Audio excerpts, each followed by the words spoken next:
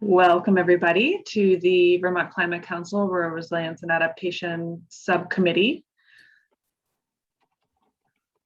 Happy almost Independence Day. And it's been a while since we have met, but I'm glad to see all of your smiling faces. We do have quite a detailed meeting on agenda today, and this will be the first day that we'll be really start talking substantially about recommendations, or the start of recommendations to go into the Vermont Climate Adaptation Plan, and as we are directed to do. So I'll hand it over to Catherine for a second to say hi too. Good morning or good afternoon, everybody. Thanks for being here. We have a decent crowd for a Friday afternoon before the 4th of July holiday weekend. So this is pretty good. Thanks for all for being here. So why don't we do, we do have a quorum. I'll note that we have myself and Catherine and Jens and David Snedeker, Mike Burke, Secretary Curley, Chris Cochran, and I feel like they moved around on me. I think those are our members, our committee members that are present today. And me. Oh, there you are, Joe. See, it moved around. I had you, Joe. So why don't we do a review and approval of the agenda and 6:11:21 minutes. Those are all on the Rural Resilience and Adaptation section of the Climate Council website. Are there any changes that folks would like to see to the agenda and or the minutes that were from June 11th? Okay, well, why don't we go through the agenda today? After we do some any guest introductions and subcommittee liaison member updates, we are right into our first task group updates. So we'll be looking at the list of threats and hazards that impact overall climate change resilience in terms of rank and on impact and probability, as well as start taking a look at recommendations for fortifying transportation, electrical, communications infrastructure. So I'm very excited to see what folks have started coming up with. Then we will have a presentation from Marion on the subcommittee strategy PowerPoint template, which is a template that we will be asked to put our information into so that we can, when we do the presentation to the Climate Council, it'll all be in a standard format. It'll also help with the public engagement moving forward. Then further presentation on assembling the climate action plan, public comment, and then adjourn at 3 o'clock. I'll just note that we will have our meetings throughout July will be 2-hour meetings, just because we want to give ourselves plenty of time for discussion around the recommendations. Okay, do we have any guests with us today? If anybody would like to introduce? I'd like to introduce myself if I can. Go right ahead. I'm Dale Azaria. I am a senior fellow with Conservation Law Foundation. I've been with Conservation Law Foundation since 3 months before the pandemic began. Most of my work focuses on climate resilience and rural transportation. Prior to joining CLF, I was general counsel for the State Department of Housing and Community Development, where I got to work with Chris and Lindsay. And before that, I was general counsel for Pittsfield Construction Company. So I just want to thank all of you for the work that you're doing. I have submitted some comments and proposals to this group and would love any opportunity to talk about what's in them, what's not in them, and any other things that we could do to help this committee in their work. Thank you so much, Dale. And I'm just reading the comment from Ian. Thank you for letting us know that there were 2 Zoom links on the website. Yeah, Ian, I was just responding to you in the chat. We had some Zoom issues late last night, so had to correct those, but I'll touch base with the person who manages the website to get the incorrect one removed. So thanks for that heads up. And welcome, Anne and Ian. We tried. Thank you. Okay, great. Let's move into subcommittee liaison and member updates. Before I forget it, I just want to point out that the Vermont Forestry Partnership has sent a compilation of recommendations to our subcommittee that was sent to all of the members of the subcommittee. If you are not, if you did not receive that, just go ahead and speak up. It did go to probably everybody's state email addresses. So I do encourage you, in addition to the recommendations we received a few weeks ago, this is another set of recommendations. These really should be taken into consideration as we are formulating our final recommendations for the climate action plan. Erica, did you want the staffers to see that? Yes. Hey, Marianne, is that something that would be posted on the website?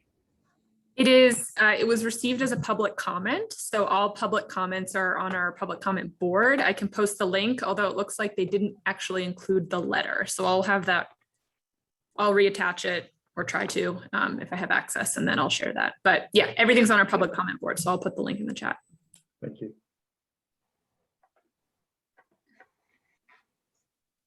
Great. Catherine, I'll toss it over to you if you have any updates that you'd like to inform the group of.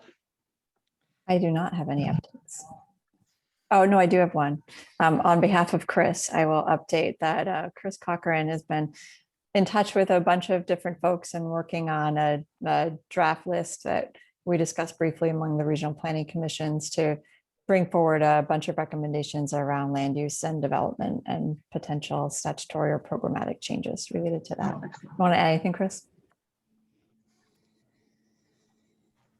Since I'm unmuted, yeah, thank you. We're just circling around. I mean, there's been several climate cabinets, climate commissions. So a lot of these ideas are not new. But I did notice, finally did read the statute or the act, and smart growth is a component of it. So I think it is important to start thinking about how this group can bring those ideas to bear for broader consideration. So we just put together an internal list, and we're kind of circulating around with other stakeholders to see, kind of compile them all, and then I think ultimately see where there's some agreement. So stay tuned on that. It needs some more scrubbing and polishing before I think we are comfortable sharing it. Thanks. Great. And I see that Marianne has a quick update for us. Yeah, I'm happy to. I know Jane typically provides updates on the most recent Climate Council meeting, as we had one on Monday of this week, but she is on vacation for the next week, so I can provide a quick update highlighting the items of note for particularly the subcommittee members and staff members who weren't able to make the Climate Council meeting. But Erica or Catherine or anyone who was able to be at the Climate Council meeting, please fill in if I miss anything. So the first item that was addressed was a discussion from the acting director, and I'm now forgetting her name, of the Environmental Justice Clinic at the Vermont Law School. And so she provided a really interesting perspective on just transitions and sort of environmental justice and equity in the face of climate policy.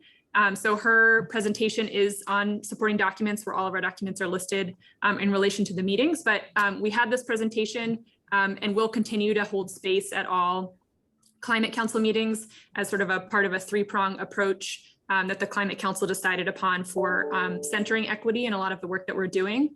So the first was the sort of three-pronged approach is, one, to hold space at every Climate Council meeting to discuss equity and environmental justice issues. The second was to potentially do an organizational analysis of the Climate Council on equity. And I'm now forgetting the third. But what came of that was a proposal, and this is something that the Climate Council decided to support, to put out an RFP for support to help all of the subcommittees work through their recommendations in conjunction with the guiding principles, the equity guiding principles that the Just Transition Subcommittee created. So we'd had a presentation, I think previously you all should have seen the guiding principles rubric and the equity sort of process that the Just Transition Subcommittee and the Council have asked all of the subcommittees to use as you evaluate your recommendations and strategies.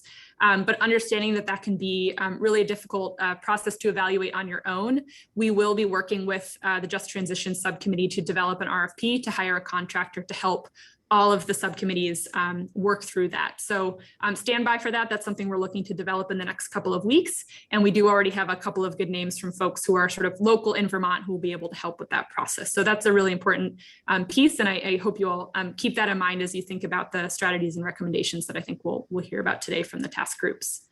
And then the other components of the Climate Council meeting, we had a presentation and introduction to CADMIS, which is the consulting group that is doing a number of the technical analyses for the Climate Council, particularly around the carbon budget and the greenhouse gas inventory. So they are doing really fantastic work. They kicked off last week and are hitting the ground running, and we're excited to have them on board.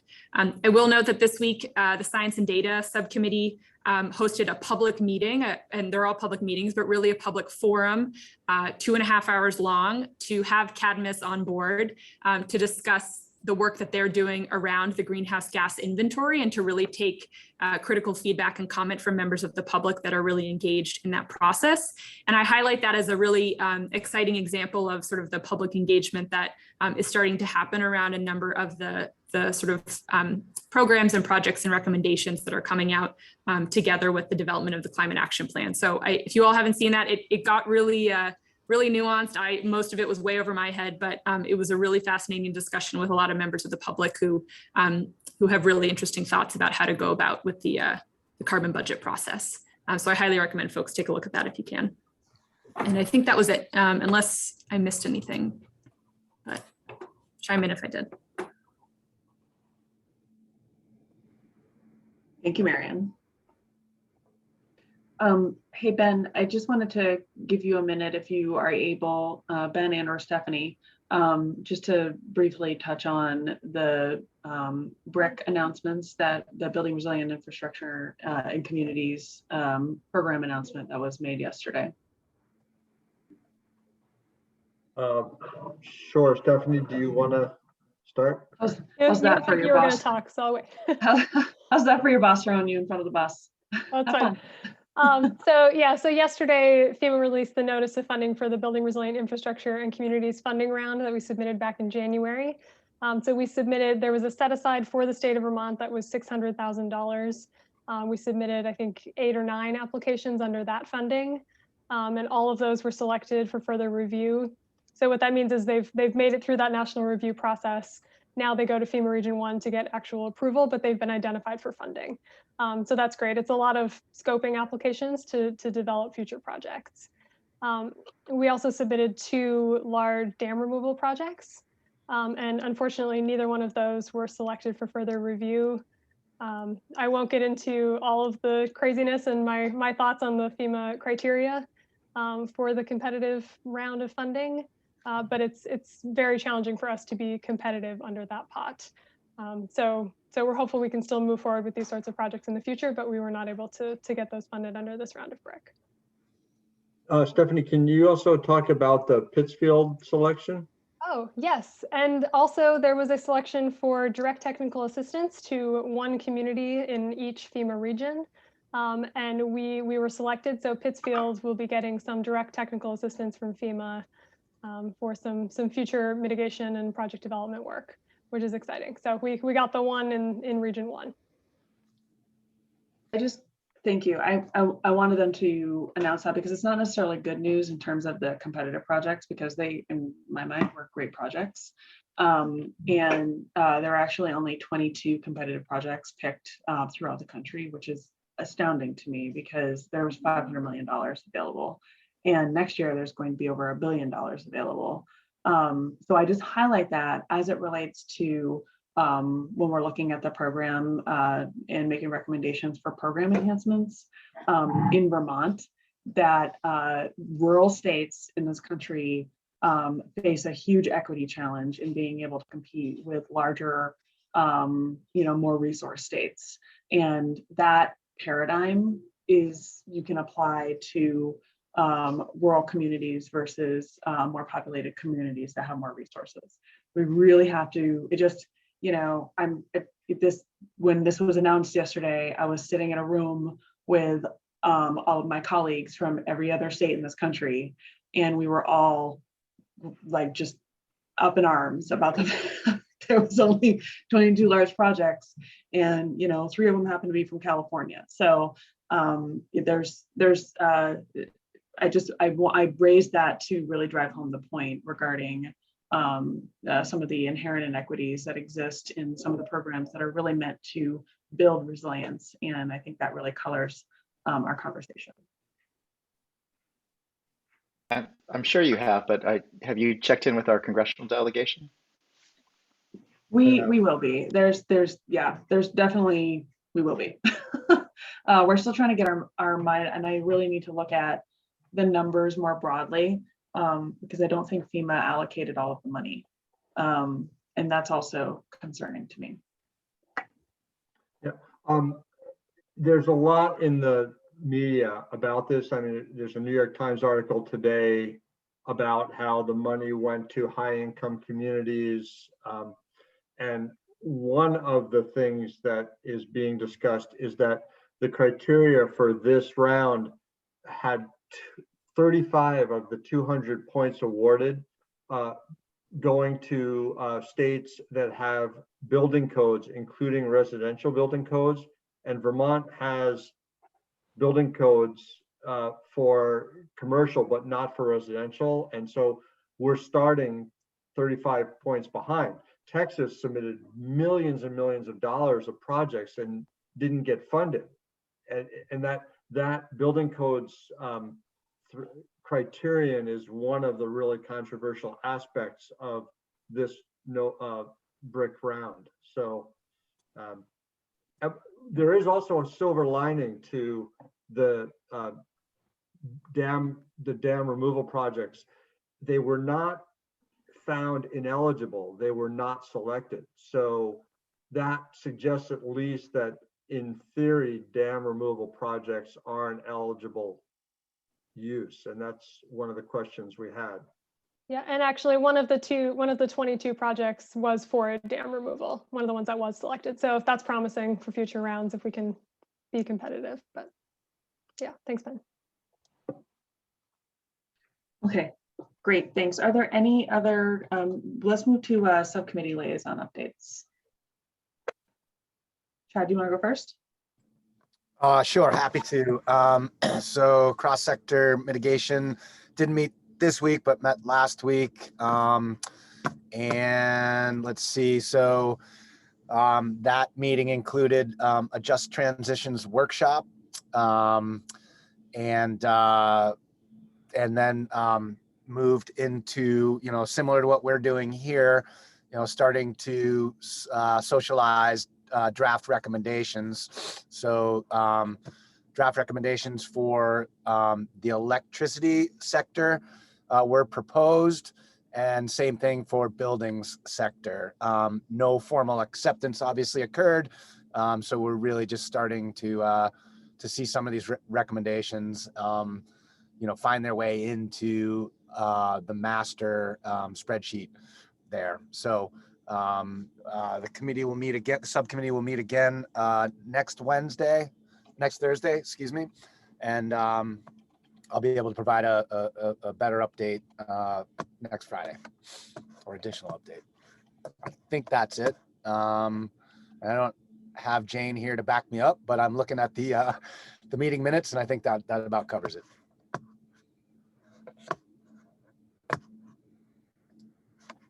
Great. Any other subcommittee liaison or member updates that folks want to share?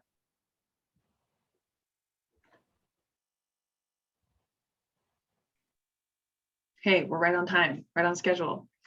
So let's move into the policy and program inventory work group task 4 presentation on their on the work that they've been doing. Right, so that's me. Let me share my screen. Oh, feedback. All right. So this is a little small to see, so I'll zoom in a little bit. But our group has met a couple of times, consisting of Joe Segale, Mike, and Marion as a VEM employee, hopefully continuing in the future, to look at the threats and hazards. So this is what the full table looks like at the moment. But it's really two pieces that I want to talk you guys through. So one is, what are the hazards we're addressing? And then two is, how are we assessing each of those hazards? So I can scroll down and zoom in here on the list so we can see it a little bit better. And I'll explain what the colors mean. Okay. So anything that's in green was included in the 2018 State Hazard Mitigation Plan. So we wanted to start with what we already had and not reinvent the wheel totally on this process. So we started with the list of hazards that were identified in the 2018 plan. So those are in green. The things that are in orange are what was specifically identified as threats and hazards that we need to assess within the Global Warming Solutions Act. So one of those was extreme weather, which covers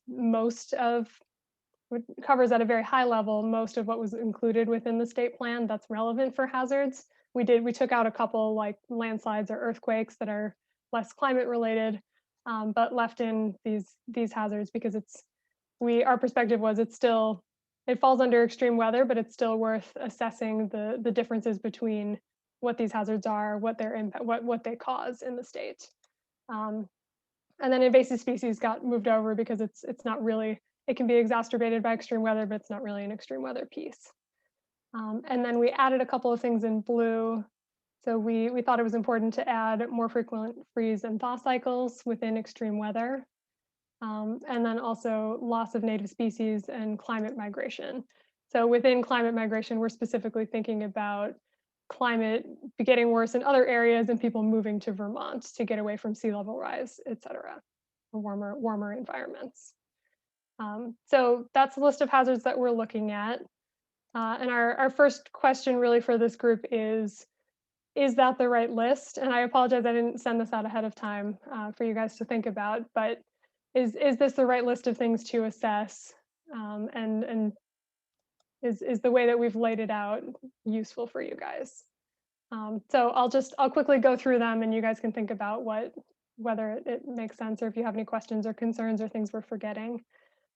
So on the extreme weather side, we're talking about fluvial erosion and inundation flooding, which are concerns in Vermont that are getting worse due to climate, extreme ice and snow, heat and cold, also looking at drought and wildfire, and then added more frequent freeze thaws.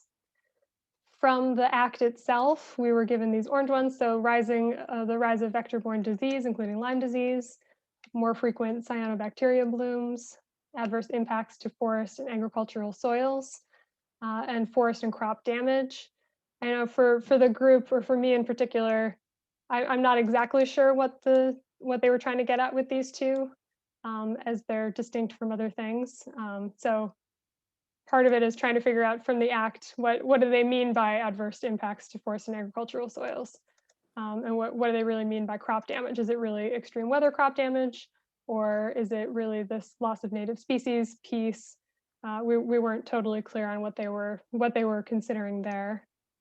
The act also included shorter and irregular sugaring seasons, reduction in seasonal snow cover, variable and rising average temperatures that result in uncertain and less snowfall. And then our last three here, invasive species from the state plan, and we added loss of native species and climate migration.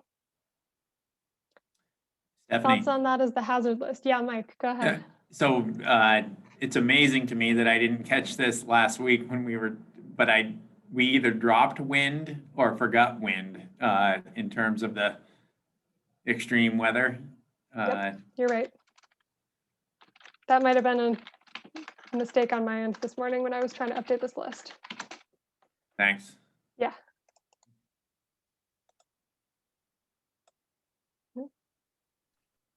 So I'm trying to go back to our charge here and just double check the real reason why this is needed. And I think this has applicability and will be in its final stages really good information once these hazards are ranked for the climate action plan, because it really provides kind of the so what piece of this. But I think the thing that I'm having a hard time with here is that when you look at the green versus orange, you're looking at threats and hazards versus impacts, meaning the orange ones are largely impacts and the threats and hazards are in the green. And so that's for somebody who is a purist when it comes to doing this type of risk assessment for hazards.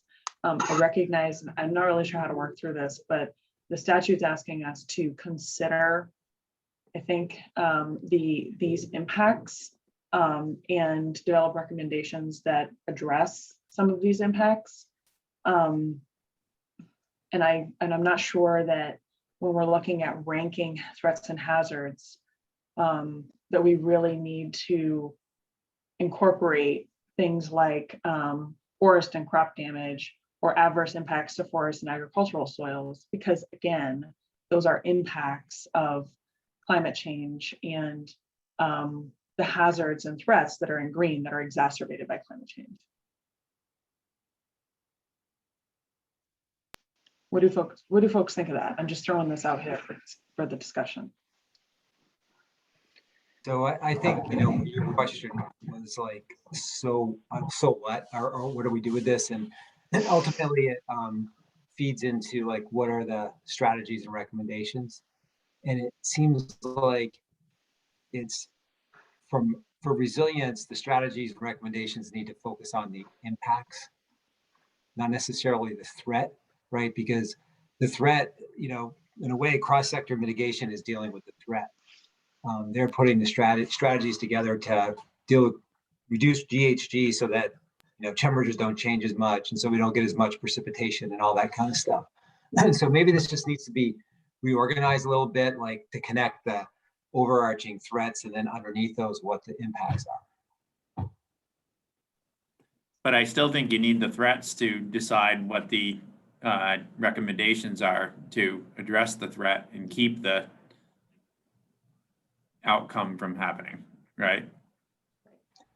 Right. Well, Erica, I think it's a good point, and it's what our group was really struggling with, is really what can we just look at the assessment from the state plan or add a couple of things that make sense, and really they're causing these issues. Like sugaring season is a very specific impact that isn't at the same level of the other things. So I think we were struggling with that distinction and how you balance the two. Yeah, I think there has to be some separation. And I think when Marion starts tackling some more detail in the climate action plan, this is really good information to reference, especially the threats and hazards, and especially when the threats and hazards are ranked. I guess the question is, and the reason that we were doing this, so it's not in our charge. It's not necessarily that, I don't see it anywhere in the statute where it says this subcommittee needs to develop a list of threats and hazards and rank them. It was part of our work planning, so that we were coming to a consensus on what the primary threats and hazards are that are really exacerbated by climate change. And what we also have here are the impacts of those threats and hazards as they continue their wear and tear on the state of Vermont. So I think these are things that are going to inform the information that goes into the climate action plan.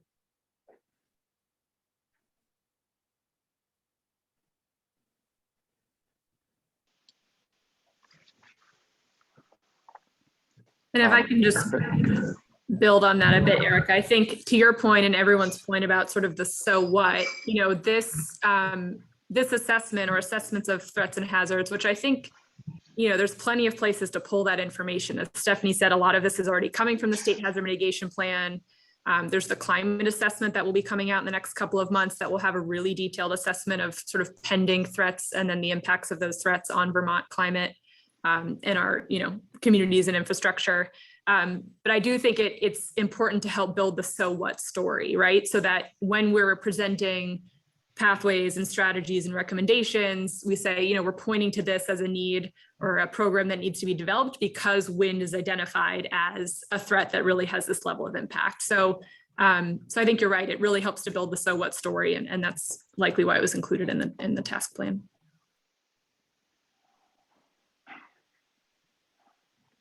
So the question to the group for me is, the task group has pulled these together. Does it help inform your recommendations, or does it help our input into the climate action plan to take the next step and rank these? I think they already are ranked in the hazard mitigation plan, Stephanie, at least the threats and hazards are. So the real question, I guess, then is, do we need to take the time to rank the ones in orange as impacts? I don't know that there's a scientific way to do that, but I just want to hear people's feedback on that.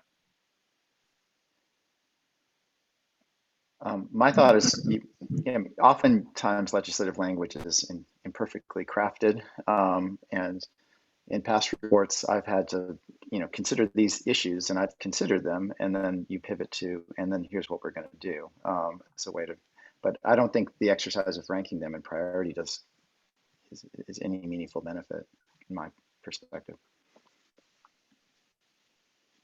So so the three in blue are really, when we were looking at this, what we felt like wasn't covered elsewhere. Does it make sense to add any or all three of those to the assessment and reassess those, but not the more detailed orange level? This is Jens. From my perspective, the ones in blue, and particularly the loss of native species, is an incredibly important threat that is driving a huge portion of the department's work. And to not have it on the list would really, it would just make we'd be unable to justify a whole lot of the things that we're doing. I think I would agree with keeping all of these on the list. And I recognize that they were evaluated in terms of threat level through the hazard mitigation plan. I'm wondering if your subgroup talked about whether looking at through a climate change lens would impact the existing evaluation in the hazard mitigation plan. Yeah, so we talked about it a little bit. So on how are we ranking these things, we made a couple of changes that we thought might be useful. Expanding this life category to be really life and public health, and potentially adding emergency response. And then the third piece is really the categories of how we're defining impact. And those, we haven't updated those, but we recognized at our last meeting that those would need to be updated. And if we change the text here, it might change that ranking. So I think it's probably worth looking to see, does it still fall in those categories? So it would still be the same 1 to 4 categories, but these definitions are really around a hazard event and not really a future climate impact. So I do think that text would need to change. I think that you asked a really good question about ranking. And the more I think about it, I don't see the value in ranking that list. I think that the list, if you think of it as the list that we need to go back to make sure that we haven't missed anything when we start thinking about strategies. Do we have the right list of strategies? And it always comes back to, what is it sort of being resilient? I know we're being resilient to climate change, but we need to be a little bit more sort of precise about what specifically about climate change is that we're trying to be resilient to. So, I think it could save a lot of work, not trying to come up with a methodology that is really just going to be subjective anyway, the way that we rank these. And which is, we did it sort of based on professional judgment as part of this, state hazard mitigation plan. There were a bunch of people around the table that came with their levels of expertise in certain areas, and it was sometimes it's called like the Delphi technique, which is you're just applying your judgment, right? And you kind of averaging everybody's judgment, and and what you get is pretty good, I guess. But I just don't see the value in that right now. I think we could maybe put this list of, and I've looked ahead to some of the presentations coming today, and you can see everybody is thinking about the threats in their particular infrastructure category already and what it means. And so, yeah, anyway, I'm thinking we put this aside, we keep the list, and we, when we get sort of towards the end, it's a check back to see if there's anything we've missed. I'm not sure if Anne or Ben had their hand up first, but sorry. whoever had their hand up first can go. Thanks. It struck me that there seems to be a gap between sort of the extreme weather on the one hand as a threat, and then the impacts. That there's the category that struck me as missing is just sort of, the frog in the boiling water, the just gradual changes in weather and trends, just more hot days. I don't know if I would call that sort of extreme heat, just more nights that are warmer that can lead to, migration of non-native species or invasive insects and that kind of thing. So I didn't know if you guys considered that, just sort of the longer term trends that are driving some of those impacts versus some of these more extreme weather, which might, I think of that for our electric and telecom infrastructure, for example, but it might not be as relevant for some of the impacts that are listed here. Yeah, along similar lines, we did talk about that and in the state hazard mitigation plan process, and I think we use the term creeping hazards, like invasive species. When you run the math, it doesn't stack up against the likelihood of flooding just about every year, but we are the frog in the gradually heating pot, and we have to have a process for addressing those slow moving but inexorable problems. And so, not to complicate this further, but I actually think there are three things going on in the chart. The green things are the hazards, as Erica said, and we have ranked those, and flooding still wins, okay? But wind is a problem and ice storms are a problem. We've done the work on the natural hazards. Then there are the impacts, and we prepare for hazards and we mitigate impacts. And then there are the trends. The blue things are things that are happening and they need to be recognized and addressed. So whereas I think we have ranked the green things, the hazards, I think we can quantify the impacts. That's really an economic exercise. And we can propose strategies for the trends.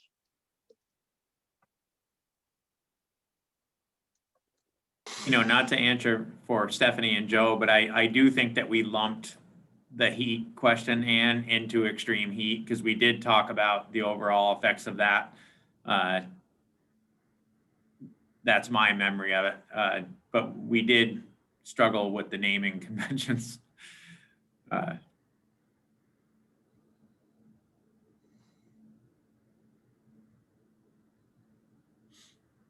Is there value? I mean, like what Ben just said, he started to define a hazard is this. And there's kind of a hierarchy. There's like, well, there's climate change overall, then there's a hazard, then there's an impact or consequence. And, maybe it'd be useful for us to define those just in general to set the stage for all of this. And the strategies really are, you pick strategies that, are targeted towards the specific consequences or impacts. Because again, it's not our job to solve the extreme heat problem. It's our job to make our communities, infrastructure and everything else resilient to the consequences of, hotter days. I think there's I think there is language in the hazard mitigation plan that defines threats and hazards. I think it's really going to be up to like Marion and Jane to what level of detail you want to go into in the climate action plan regarding threats and hazards and impacts, and explaining those to build the so what story, around why we are doing what we're doing. I don't think we have to recreate the wheel on that. No, you're right, Erica. I think there are plenty of reports and places where we can pull that information about the impacts and sort of the increasing hazards in Vermont. I do think, to Joe's point, though, that defining these, even just for the benefit of the subcommittee, will be really helpful as you all develop strategies and recommendations to say we're looking, help Vermont rural communities become more resilient to the impact of X, and what impact means. So I think even creating sort of that list of definitions just for your benefit and your touch point, even if it's just what came, what's from the hazard mitigation plan, but so that everyone here understands what that means when you're referencing, because we're already seeing, terminology gets used differently, and then it makes it a bit confusing. So I think there would be a benefit to defining that, and it wouldn't be a long exercise to do so. Stephanie, does that sound like something that's achievable with your subgroup? I think so. Joe, And Mike? From what I'm hearing, it sounds like that would be the most beneficial next step. And then I'd like to propose that we not necessarily spend a lot of time on the ranking at this moment, but if through the drafting of the climate action plan, in terms of telling the compelling so what if we do nothing story, if having those ranked by this group would be helpful to telling that story of the so what, then I think we could jump back in and help do that. Does that make sense for moving forward? Ben? Yeah, generally, yes. But again, I think in order to tell the so what story, you have to focus on the impacts, and you have to quantify the impacts. And we may need help with that, because it's, again, an economic exercise. The way you define the orange items is in dollars. This conversation is making me think of the conversation we're having in another team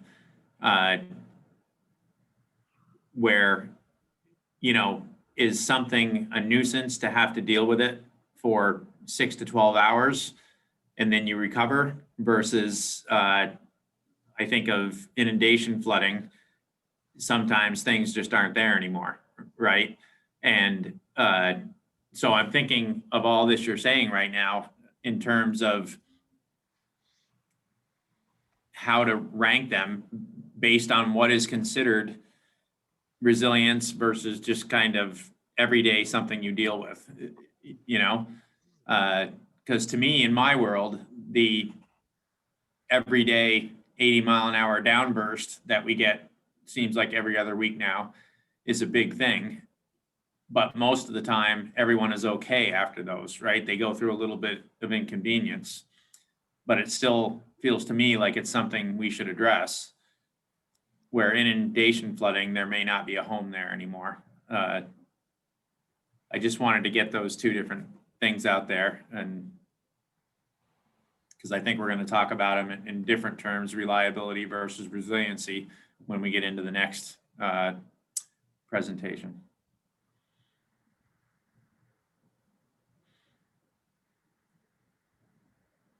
So Ben, it could be economics, or it could be life, public health too, is my point.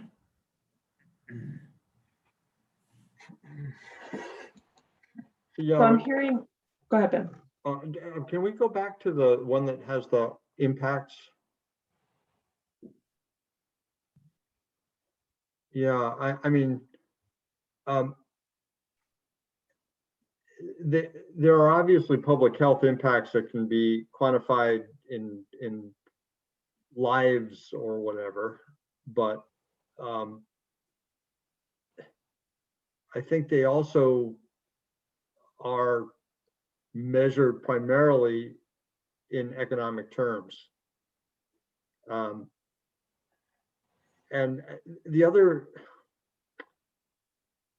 as an adaptation group, we can't stop the extreme weather. We can prepare for it. So I'm not sure ranking the hazards gets us to so what. Whereas identifying tactics to deal with specific impacts, I think is more useful for the legislature.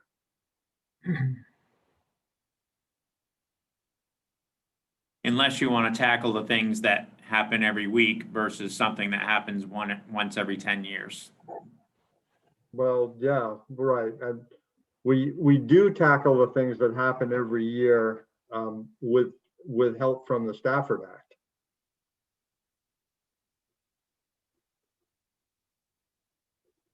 In other words, we're dealing with the floods and the ice storms, and it's harder for Green Mountain Power because you don't get any help from the Stafford Act. We've talked about that. Maybe that's an impact that we need to list, is that the more frequent ice storms are making it almost impossible for private utilities to keep up with the windstorms. So I want to try and keep us targeted toward what is needed in the climate action plan. And I think it's a little bit of an open question around that. You know, what extent the discussion is going to exist in the climate action plan related to threats and hazards and impacts, and what that's going to look like. I think here what we have is good reference material for us to come back to and be able to expand upon if we need to do so in the climate action plan in our arena. Did I summarize that up for folks?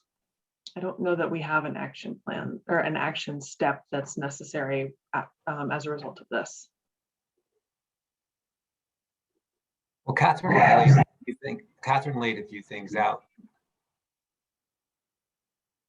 Right. I was just suggesting that Stephanie and the group just kind of reorganize that with the more defined threat impact discussion that we were having. And then we have it as our use as a reference to help them tell the compelling story in the climate action plan. And if we need to rank to help them with that, we will. That sounds good to me. And this is great. Thank you for pulling it all in one place. If Stephanie, you don't mind sending this to me, we can get it posted online. Okay. It's a little messy, but okay. All right, thank you very much. I think we can move on to our next bullet, which is tasks 2 and 3. And we have, we do have a presentation that was sent to us by Mike and Chad and Ann Margolis. So why don't we move into that? Developing recommendations for fortifying transportation infrastructure and developing recommendations for fortifying electrical and communications infrastructure and implementation of storage supported local electrical systems. Just pretty simple. Right, I took the liberty of sharing my screen. Can everyone hear or see? Let me make it a little bit.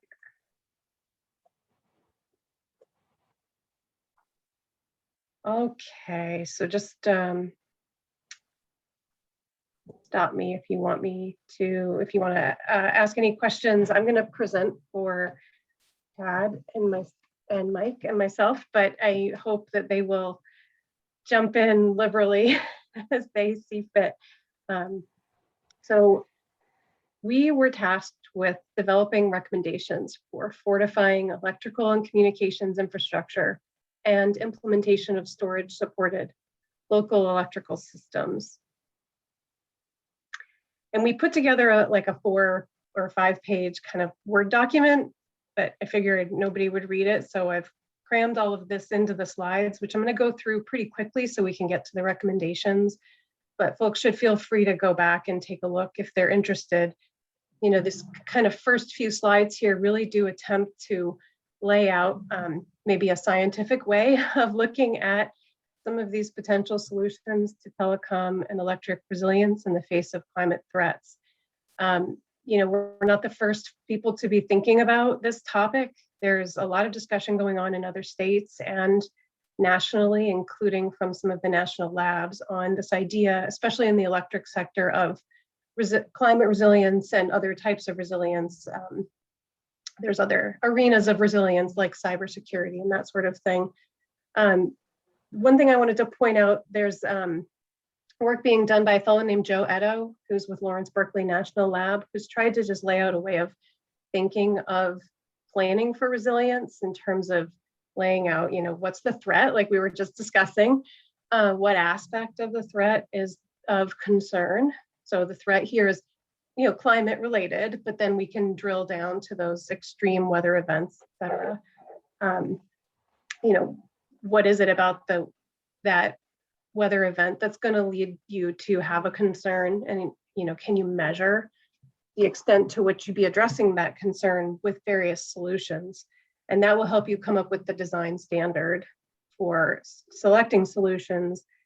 And then think about pros and cons of alternatives to meeting those standards. So you'll see a lot of reference here to lowest cost or least cost best fit. And I just want to really kind of drill down and let people know that, we're coming at this, our group is coming at this from different perspectives. I work at the Department of Public Service. We do statewide energy planning, but we are also the ratepayer advocate for the state. And Chad works in and is representing, the renewable development community, and Mike works for utility and is representing that perspective. So, where I kind of drill down on least cost, others of our group might come in and say, oh, this is, analysis paralysis, right? You have to do something. So don't get so bogged down in the process that you lose sight of the fact that, like Mike was saying, these extreme wind events are happening more and more frequently now. That's not far out in the future. So they're dealing with this idea that, well, what is resilience? Are we planning for the future, or are we doing things to address what's happening now? To drill into this, what is reliability versus resilience? Again, there's been a lot of thought that's gone into that from a lot of thinkers. Reliability, this is something that the utilities in particular, they have reliability metrics that they have to report on and try to get better at every year. So the frequency and the duration of interruptions to customer service, those are reliability metrics that they're always trying to improve upon. Resilience is really those thought of as being those really less frequent or low frequency, high impact events like the Irene, but all other types of events as well. The resilience events are those events that are going to make your front page news, probably nationally. But then you look at this graphic on the bottom and you think of resilience as the ability to bend like a reed, right? Like you're going to withstand some sort of impact rather than breaking. So that to me also speaks to the day-to-day work of doing things on our grid and our telecom infrastructure to keep them from reaching that fracture point. And can I jump in and just please go back? Yeah, so on that one, it's kind of what I was just talking about before is what we were weighing is, so in the past, maybe we'd have 2 or 3 big thunderstorms a year. Now we have more heat, more humidity, more fuel for thunderstorms, and we get, a downburst or a tornado. We've already had a tornado this year. We've already had 2 downbursts, 2 in the last 2 weeks. So that's where resilience and reliability kind of blend, where if we continue to have the climate go in the direction it is, then regular reliability almost has to become resilience too, because they're happening so much more often. I don't know if anyone saw in the news, the National Weather Service yesterday did an investigation where we got hit in the Quechee Heartland area, and it was a downburst with 80-mile-an-hour winds, and it snapped about 40 trees 20 feet up in the air like a toothpick. If that starts happening every week, even though maybe recovery time is only 6 to 12 hours, it's still people without power and without communications and things like that for 6 to 12 hours, maybe every week, to me, that starts to get into resilience, even though we recover quicker. So just wanted to throw that out there and get people thinking about that. Thanks, Ann. Yeah, and you just remind me of, the events, the heat events that are going on in the Pacific Northwest and recently in Texas. I mean, these are off the charts in terms of past, the history of weather that most of the grid is planned for. We look at the past to determine future requirements, and that's becoming less reliable as we go on. So, are these low frequency, high impact events, going to become much more high frequency, I guess, is one of the questions here. And just very briefly, if we're looking at how do we measure a potential solution and just, understand whether it's achieved its desired effect to increase resilience. Some thinking these are some proposed metrics from national labs that go beyond just frequency and duration of outages to customers. They really get into sort of the consequence to customers, those monetary consequences, for example, loss of perishables is one of the ones here that comes to mind. Business interruption costs. This is a way to quantify economically that goes beyond sort of the day-to-day reliability metrics. So one thing we did was try to draw some fuzzy maybe lines between reliability and resilience. There's more work to be done here. You can see that, kind of traditionally the reliability domain has been under 24 hours without power, and resilience is over 24 hours. And so I left X hours of loss of communications or electric service in as a placeholder. But we thought one thing we could do is just sort of flesh out, what do we mean in terms of a resilience event? Do we mean over 24 hours, and do we mean over a widespread geographic area? Do we mean over 24 hours over any geographic area, even down to the building unit? Or do we mean something under 24 hours if it affects a very large geographic area, et cetera? But there's some color coding here that could lead you to think, okay, the longer and more widespread it is, the more squarely it falls into that resilience realm. And another way we could populate that graphic is by, identifying the threats, right? I think these align kind of nicely with the work the previous group did. These acute shocks and these chronic stressors, you see a letter after each one. We were going to use those to populate the chart, but we didn't get that far. And then leading to some potential resilience solutions. This is in the electric and telecom space. This can range from, more extreme, I guess I could say, vegetation management that would be widening a traditionally set size corridor, which is a big endeavor. Undergrounding infrastructure, storm hardening infrastructure, self-healing systems, storage, and microgrids are all potential solutions we would want to weigh and see which one best fits the threat posed. And then, as a result of all that, we could identify solutions that best, I'm not going to read all these, but that best do certain things. And then we could also prioritize solutions that go through certain screens. Again, you'll see here, screen for benefits greater than costs or least costs that best fit. One of the challenges, though, in the electric realm is some of these benefits, these resilience benefits to customers are kind of hard to quantify if you're asking, a whole bunch of ratepayers to pay for them. We've often asked for things to pencil out in terms of benefits that can be quantified. And some of these resilience benefits are really kind of hard to quantify. And then we have to ask questions. This is just part of the methodology. How much do we want to buy down risk? What's your design standard? Again, who pays? And then, from our perspective, it's important if you're asking ratepayers to pay for some of these benefits, you may also be increasing the cost of electricity, and electricity is one of those goods that we want to make compelling for custom Vermonters to purchase to power their heat pumps and their electric vehicles and these other mitigation strategies in other realms of the energy world to reduce fossil fuel usage. And in all that, again, we don't want to get stuck in our heads in this thought bubble for years and years at a time before we can start acting on some of these solutions. Yeah, because in order to get people to electrify, you have to be more resilient and more reliable. Yeah, you're going to have people have electric vehicles. You don't want to discourage that by them having an issue with charging because there's frequent storms and their power goes out. It's all related. Mm-hmm. So we came up with some pretty high level recommendations.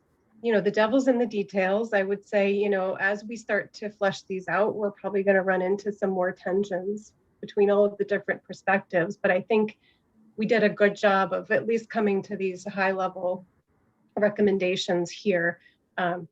If you would like us to expand upon these at all, just ask, but I'm just going to go through them at a high level now. So our first recommendation is to do this identification of the threats and the aspects of threats that are applicable in this space to electric and communications infrastructure.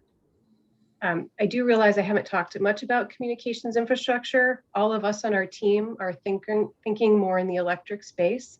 We did reach out to some telecom folks, including at the department, and the main feedback that we did get was a lot of the telecom resilience is going to benefit from the electric resilience upgrades that we implement. A lot of the telecom relies on electricity, essentially.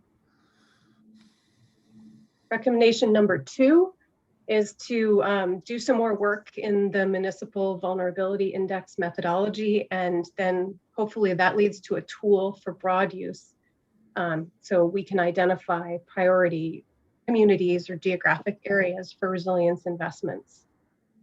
We did point out here, again, with telecom kind of riding along with electric resilience, this may require a focus on areas that are only served by digital voice service and don't have cell service backup or copper landlines, because those areas, once the electricity is down, they have no way of communicating with the outside world.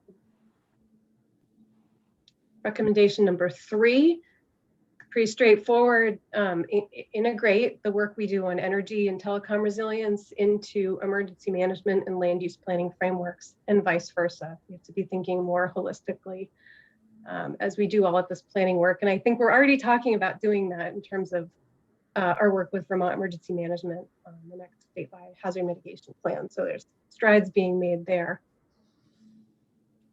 Number 4, establish a framework for valuing resilience investments and metrics and measuring impacts. We don't want to just say everything's resilience and everything we do, we say is resilience is good. We need a way to be able to prioritize and then measure the impacts of these investments. There are some tools out there that are under development. Well, the ICE tool already exists. That's the interruption cost estimator, but this that's really only good for impacts with a duration of fewer than 24 hours. So there's a new tool being developed, this POET calculator. Vermont could be a test bed for that development if certain utilities wanted to participate in its development. Hint, hint, my recommendation number 5. Thanks for the hint. Yeah. Deploy foundational technology statewide to enable and optimize storage and other grid management technologies. I think at least we at the department, and I think others on this in our group here agree, this is a win-win kind of no regrets type of pursuit to get one of these, you know, distributed energy resource management systems or DERMS deployed across the state, or at least in every utility service territory, so that utilities can do programs, for example, like Green Mountain Power's Powerwall and Bring Your Own Device programs, where there's a shared cost, shared benefit program for batteries.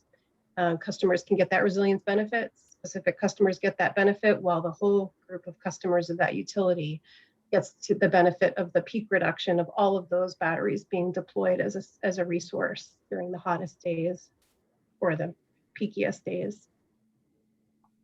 Recommendation number 6 gets a little wonky, but there's an update of the interconnection standards going on at the Public Utility Commission right now. To drill down, this would be work within that context to enable full smart inverter functionality and use of distributed energy resources to maximize use cases, for example, islanding, and also to maximize storage's contribution. This is to ensure that there's not a concern with or a limitation on the full use of storage without good cause, essentially. Yeah, right. And if I could just jump in there, Chad here. Yeah, I mean, the way we interconnect storage right now just needs to be updated. There's a little bit of redundancy at times. For example, if you propose a larger scale solar project with a battery on the same circuit, oftentimes that's looked at as two generators, where the storage and the solar are generally not going to be dumping electrons into the grid at the same time. So we just need to just update those standards such that we can optimize the use of storage. And those discussions are already happening, but as Ann mentions, but really important that we update some of these permitting frameworks to allow for the future, which is going to be dominated by these inverter-based generation technologies paired with storage. Great, thanks, Chad.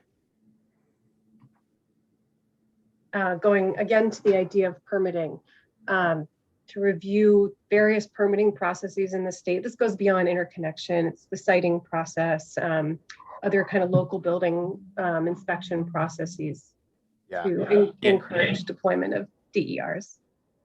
We could almost wrap this one into back to recommendation 3 too. They overlap a little bit, where if we started to think of land use, not only in permitting and siting, but also in permitting in terms of where to locate your infrastructure, not just your generation. So something I've thought a little bit about there. Yeah, likewise, siting is going to be critical, but I think this one also goes to all the way down to the residential scale or the smaller scale. We've just got to, I mean, the common statistic that's bandied about in the solar industry right now is that, places like Australia, it's a third of the cost to install a solar project. And a lot of that is soft cost. It's inspections and permitting, and really just need to unlock that potential again so that people can have additional resiliency in their own homes by essentially, producing their own electricity, storing it, using it to charge their vehicles, so on and so forth.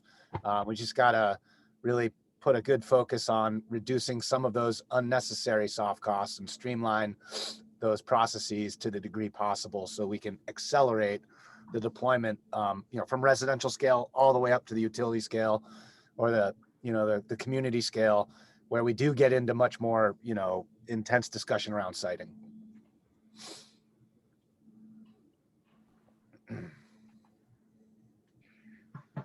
Number 8, identify low cost or low effort, quote, upgrades to normal utility reliability investments that would also support resiliency. I think Mike has a good example. He's pointed out in terms of this wire tree. Well, you explain, Mike. The extra tree coating wire. So most everything we do nowadays is now what we call storm hardened construction. When the weather was less frequent and Vermont was, to be blunt, flat cut. If you look at some of the pictures back in the 1920s and 30s, there was no trees to be found. Obviously we love trees, but our right-of-ways are 25 feet wide with 100-foot trees outside of 25 feet. You need to be strengthening your system. So this is where I was talking about, reliability versus resiliency goals is we're not going to build something anymore that we know is not going to stand up to today's weather and today's climate. So resiliency and reliability is blending a little bit. What I said to Ann is if you get, 12 storms where you're out for 4 hours versus one storm where you're out for 24, I think if you talk to most people, their issue is the 12, not the 1. So I think we just got to build more resiliency into everyday reliability. Is that what you thought I was going to say, Anne? Or yeah, that's it. And also, you know, this is pretty broad. I think there's a number of different things that could fit in this bucket. I mean, there's I think too, Mike, you've mentioned you know, some of that work when you go in and you have to replace and you just do not just a like replacement, but you do a beefed up replacement, whether that's the coated wire or you know, a bigger piece of infrastructure that could potentially also support additional distributed energy resources, additional solar, for example, being added in that area. So there's, you know, I think kind of identifying those upgrades that hit a lot of different wins, I guess, or get a lot of different wins is part of this as well. We're almost done here. Number 9, identify modifications to policies and programs that would enhance resilience.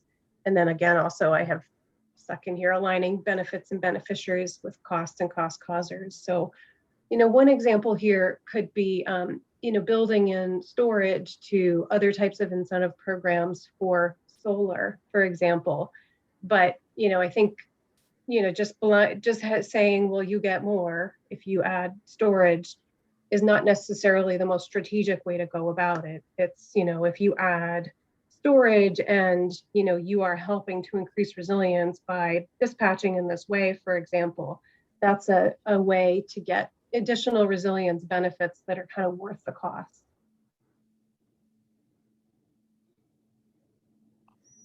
And then this is the one that requires a lot of reading, but it's essentially saying for these resilience benefits that we identify that maybe don't pencil out for ratepayers, and where, for example, you know, the department might be kind of pushing back on, well, you know, is that really necessary? Is that a good use of ratepayer funds? Is that worth the increased rate? So a cause. Let's try to, while the iron's hot, get some of these stimulus funds, get some of this climate plan funding to do some of these things that are not just going to be done in the normal course of business, even as some of these resilience things become reliability, right? Like these expensive items that may have big gains but that are harder to quantify, like implementing resilient zones at critical facilities where you are able to, for example, like in the Panton project at Green Mountain Power, some of these other resilience zones they're exploring where you can work with communities that have challenges to resilience that are identified in that municipal vulnerability index, figure out if there's critical facilities that are on a distribution circuit where you can have storage and solar, for example, and island that critical facility or group of critical facilities in the event of one of those more severe, like an Irene type event, a place of last resort where people can go. Also strategic upgrades to distribution and transmission capacity across the state. You know, if we want historic deployment patterns of solar and we want to keep going apace and have more and more, we're going to quickly run into transmission system limitations where new renewables just kind of cannibalize existing renewables. If we don't have $500 million of upgrades to transmission infrastructure, which is it's a lot. It's a lot. So you know, let's look at where we want to upgrade capacity and let's try to identify some funds that are not ratepayer based to do that. And also, you know, while we're doing that, we want to make sure we're looking at non-wires alternatives, and that's everything that's not poles and wires, right? So we want to look at flexible load management. We want to look at, you know, if we have to, curtailment of renewable output, but we want to make sure that we are using the same process like we did to avoid building transmission to accommodate load, right? We have a whole mechanism to do that through the Vermont System Planning Committee. Figure out, you know, do we have a way that we can, you know, accommodate more renewables, have more flexible loads, have more resilience? You know, is there a mechanism for us to do that? And then what are the projects and how do we pay for them? So I think that was our last recommendation. Is there anything that Chad or Mike you'd like to add think I just have some resources here that folks can look at. Any comments, questions? I thought that was great, and excellent work. I don't really have anything to ask. Happy to, field any questions if folks have it, or I don't know if Mike, if you have any additional thoughts. I spoke up as we were going to cover, so I think I'm good. Stop sharing here. It's a lot for everyone to take in too. I understand that. The three of us kind of live these things. I appreciated the time you took to back up and explain things at a level that the rest of us could understand through many of the points. Yeah, I guess the one thing I would add on to is that last recommendation, soliciting some federal infrastructure funding or ARPA funding. Really, I think we have a once in a generation opportunity to do so right now, and we've got 2 senators that sit in pretty key positions in Washington on appropriations and budget. And really, it's trying to get beyond the who pays conundrum, because it's either on the ratepayer or it's on the industry. And the problem is when it's on the industry, a lot of these, the deals can't afford the required infrastructure improvements, so nothing happens. And if you put it all on the ratepayers, that's negative as well. So we do have this interesting opportunity, and there are, good discussions going on, with the delegation. We're just still trying to wait to see what the actual infrastructure, plan, where that ends up. And we thought that was going to be dropping sometime in the month of June. So we hustled together an ask. A number of folks associated with Renewable Energy Vermont, the utilities, and Velco. And so those discussions are going to happen. They just haven't started as of yet because we just don't know all of the details of that infrastructure plan and what's going to become available. Marion, just before you jump in, just to finish Chad's comment there, is really if that comes through, the funds that Chad's speaking to there, it avoids us having to go to the what's the cost of doing nothing. So I'm hopeful there too, because if we can't figure out where the funds come from, then that's where we got to revert to, is what's the cost of doing nothing if we don't do any of these things. So thanks. I can jump in. Well, Anne and Chad and Mike, thanks very much. That was, I know you all live and breathe this every day, but it still feels like it was really a lot of thought went into it, and just really thoughtful recommendations. I have a question sort of referencing, I think it was the strategies template that was shared at the beginning of June meeting. I'm curious if you all have looked at that or have used that, or if you're just sort of brainstorming existing strategies you all have. And the reason I ask is because I know that template also looks at equity considerations, co-benefits, adaptation and resiliency. And I think that's maybe the next step, is to start thinking about and weighing, those strategies against some of those other considerations that I know the council will start to look at. Yes, we discussed the template a little bit. I think we were hard pressed to just get our thoughts together in the first place. And when at least I started looking at the template, I had more questions than responses. So I thought I was hoping we would have a walkthrough of the template, which it sounds like we might have, and maybe someone holding our hands if possible to help us populate the template from these recommendations. But yeah, we felt we weren't quite able to get there for today. Mm-hmm. Yeah, and I guess I should clarify. So there were there's the guiding principles sort of rubric, but there was also a separate, I believe, strategies template. We will get assistance with the guiding principles rubric, the separate strategies template. We can talk about working through that as, with my support and others, but that's sort of separate from the guiding principles rubric. Yeah, the one that you wanted us to put our strategies into, that was the one that we just couldn't go there yet, but we know it's coming. I did place that ask on Marion already today, having heard that request from other task groups on that getting some assistance to take these ideas and fitting them into that strategy template would be really helpful. And she, I think, agreed. Yeah, we'll have to think about how to approach that best. Also, because template was created before I was on the job, so I might have the same questions, but certainly happy to help.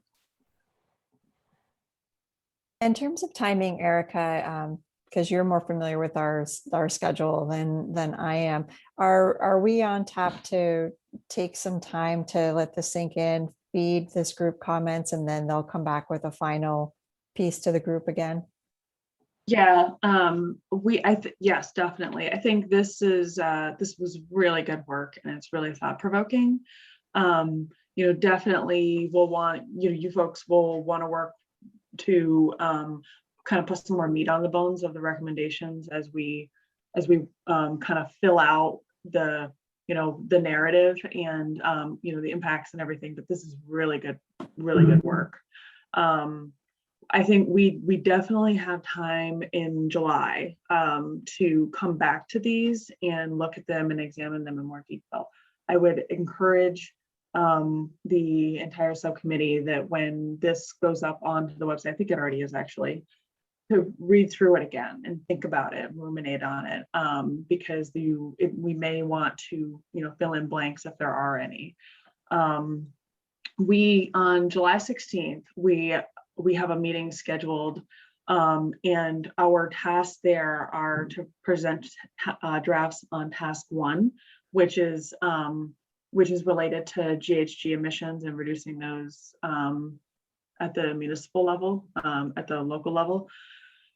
And I think we're going to be building out an agenda there so that we can revisit the rest of the recommendations from a high level. We're going to be doing that in person at the State Emergency Operations Center in Waterbury.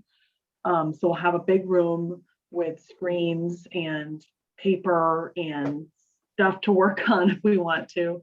So we'll be framing that a little bit more so that way we can really have some good discussion time together and before the Climate Council meeting at the end of the month. It was a long-winded answer to your question, Catherine, sorry. And so, Anne, are you the person people should send comments to? Are you going to be the keeper? Yes, that's great. I am unable to attend the next 2 meetings of this subcommittee, but if folks want to send me comments, I can work them in. And maybe Chad or Mike, if you're here, you could. Yeah. I just I would say copy Mike and myself, and yeah, but yeah, and credit where credit's due. Anne did the lion's share of the heavy lifting on this. So thank you, Anne. Just to be completely clear. I sent her a text behind the scenes thanking her. So, just to say, Anne just mentioned the only 2 Fridays I'm away all summer are the next 2 Fridays for me as well. So you're all it, Chad. All right, I got it. Hey. So our other task was related to transportation infrastructure and Joe. So we have a couple of other things too. I want to get to Joe's piece of this. Marion, that may mean we need to compress some of the topics that you have. I don't know if we're able to do that or if we need to hold it. So what's your thoughts on that? I think we can I think let's spend the time talking about Joe's, and I can give a brief overview of our presentation. Awesome, thank you. Take it away, Joe. Okay, thanks. It was a hard act to follow. So just let me know when you can see my screen. I only have a few slides. Got it. I can see. Okay, so I'm reporting on Objective 2, Task 2, which is thinking about transportation resilience. And right now I'm a committee of 1. I had a great meeting this morning, getting ready for this. So I started by just kind of wanting to reframe the question a little bit, the way it's written. And I think this is pretty close to what's in the act is develop recommendations for fortifying transportation infrastructure in rural communities. And I think we should expand that to be thinking about improving resilience, because fortification is really just one general strategy for improving resilience. And at least when I think of fortifying, I think of sort of hard infrastructure investments on the ground. And then I also want to think not just about infrastructure, but about the system as a whole, the rural transportation system. So that's kind of at least my thinking as I went through this. Just some characteristics of rural transportation, which we all live in rural Vermont for the most part, and I think we're familiar with these, but it's worth talking about them a little bit. I think it's fair to say that it's highway system, automobile dependent in rural communities. I mean, certainly in our small urban areas, there's more alternatives, but if we're really talking about rural transportation resilience, there's just a reliance on the automobile, and that's just a fact of life. The traffic volumes are low, so there's limited congestion. That might be a good thing. We have a lot of gravel roads. I don't know what the percentage is, but it's really high. And those come with their own challenges, but they're so important to the culture, I think, of our rural communities. Limited transit service for sure. I mean, for a small rural state, I think we do a really good job with rural transit, but generally it's less frequent, less geographic coverage. There is some special services for on-demand special services for people, but it takes kind of advanced scheduling. So it's not necessarily a real convenient alternative for most people that live in rural areas.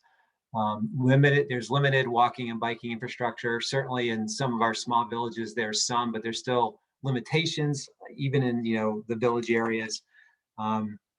It's a good network of park and rides now around the state. I think thanks to this, the agency had a municipal park and ride grant program for quite a few years, and municipalities make great use of that. And it was just like state funds, so they could go in and really, make some improvements really quickly.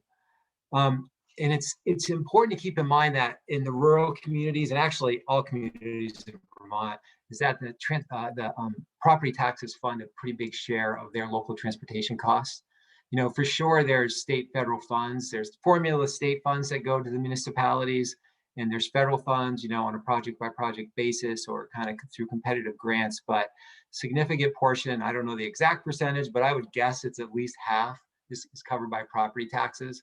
And that really becomes probably a constraint, especially when they're, considering making investments to deal with something that may or may not happen. Like, sure, this bridge is vulnerable, but we can roll the dice and we're probably going to, survive.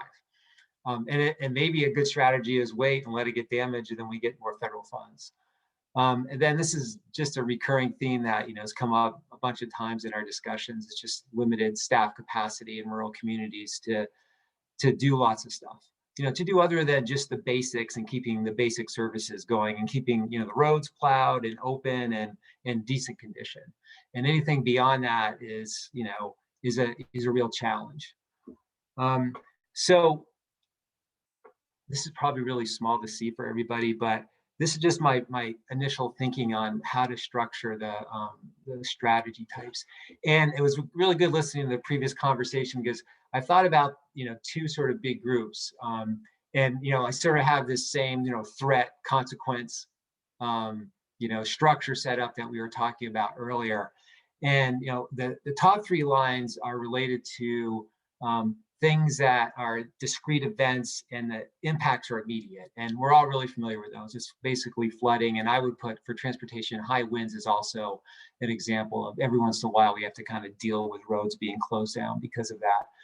And then there's a bunch of other things happening that are more ongoing, gradual, sort of incremental changes that we're just adapting to, on a year by year basis.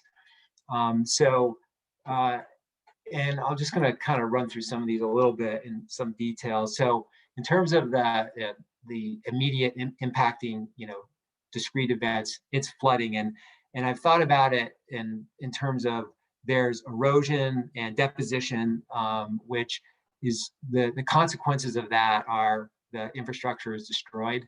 The road or bridge is really, there's physical damage. There's some or total loss of the functional capacity of that facility to provide a connection. And the duration could be, anywhere from a few days to months, right? We certainly saw with Irene, it was months for certain locations, and there's high cost to repair. With inundation, it's I think Mike was talking about, yeah, certainly houses, if it's inundated, that could be the end of that house, for a long time, or it's inhabitable for a long time. Transportation is a little bit more resilient to inundation. Just water comes up, spreads out, and that's really a more short-term operational impact. And the water recedes, there might be a little bit of physical damage, but not that much. And the road might be open, within hours even, or certainly maybe within 24 hours. And generally lower cost to repair any damage that's done. And as I've been thinking about just the categories of strategy types, there's, up here, there's emergency management, which you can see that applies to all of these immediate events, right? So when there's that, we're not doing emergency management on, the incremental change in temperatures, but we do emergency management for flooding and also maybe for high winds. And then there's strategies around, regulatory. Certainly there's lots of regulatory strategies to try to, like the way that, getting homes out of the floodplain, increasing the capacity of floodplains, which reduces the impacts, allows the river to absorb the impacts, and there's less damage and all that. So lots of strategies under there. There's land use strategies, of course, design and engineering strategies, different operational strategies. For example, just planning ahead if a road or bridge is potentially vulnerable, too expensive to fix right now. So, you put a playbook in place. If you lose that facility, what are you going to do? Maybe even have a design ready to go. And then there's maintenance activities like keeping culverts clean is a good example. Or, and then the last one is just modal options or travel demand management strategies can play a really important role if we lose certain facilities. If there's a road that's lost, maybe there's a combination of transit or some other multimodal option that helps, keep the system operating. And although it wasn't climate change, I think of the Crown Point Bridge when that had to be closed because, it was in really bad shape. And the way that we kept the system operating was a combination of transit vehicles and ferries, right? So having a multimodal system and different strategies like that is really important. When I get down to all these other threats, things like more frequent freeze-thaw cycles, and you saw that on the list of threats that Stephanie was talking about. That's something that I stuck in there, and that is something that we're dealing with, and it's a minor impact, but in rural communities it means multiple month seasons. We're definitely seeing that, where it used to just kind of happen in March and April. Now it can happen several times a year. It can reduce safety. It reduces both more frequent freeze-thaw cycles and more frequent and intense rain. They all reduce the lifespan of the infrastructure, just because every time you go through those cycles, it just has these wearing effects. And instead of getting maybe 10 years out of pavement, maybe we're only getting 7 years out of pavement. And that has capital cost implications because it means you have to invest more money for the capital cost more often. And then it also has maintenance issues because it just requires more maintenance just to keep it and keep the facilities in reasonable shape. Joe, before you leave that one, yeah, believe it or not to throw electric in on the road, but the freeze thaw does affect porcelain and glass insulators too. When moisture can get into them, they sometimes expand and break. So freeze thaw is more than just the transportation system. Thanks. Yeah, sure. It's similar for the different, for warmer summers, this might be a little bit too in the weeds, but the reason that you see ruts in highways can be because of warmer temperatures. There's other things going on there too.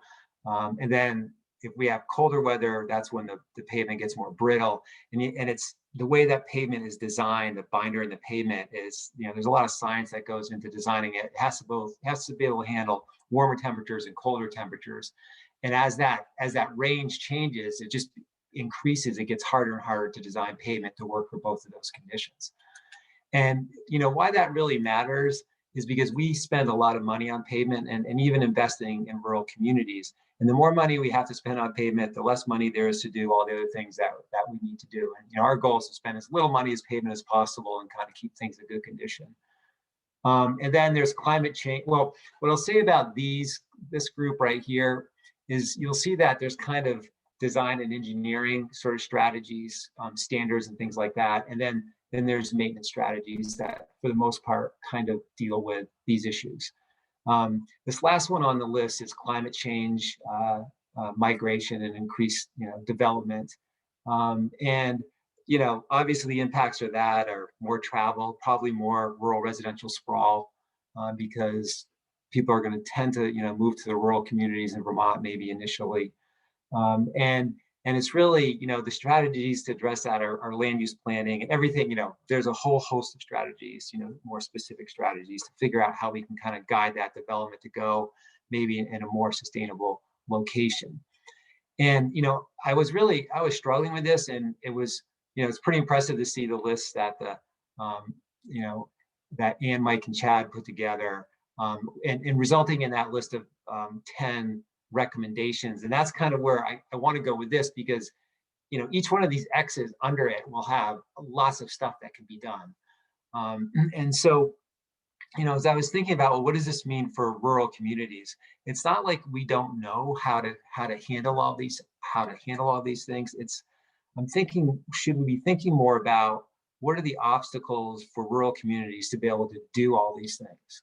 And it seems to always kind of come back to the issue of money and capacity at the local level.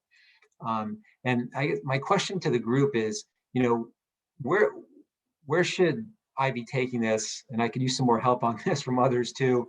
And is that a little bit of a cop out just to say, well, there's all these things that can be done and we know what we want to do, but until we address these kind of fundamental issues at the local level, we really, that's the most important thing if we want to improve the resilience of the local transportation system. So that's it. That's where I am right now. I wondered, was it our task to find the money or just make the recommendations? Well, I don't see it as a job to find money, but I think it's, important to raise that issue. I agree. My point being though is we make the recommendations of how to become more resilient, right? Right. And then. Yeah, I see what you're saying. I see. Yeah. I can jump in with, so this is, I think, some thought that actually the steering committee has done about how are sort of funding, availability of funding sources factored into recommendations and strategies as they're put into the plan.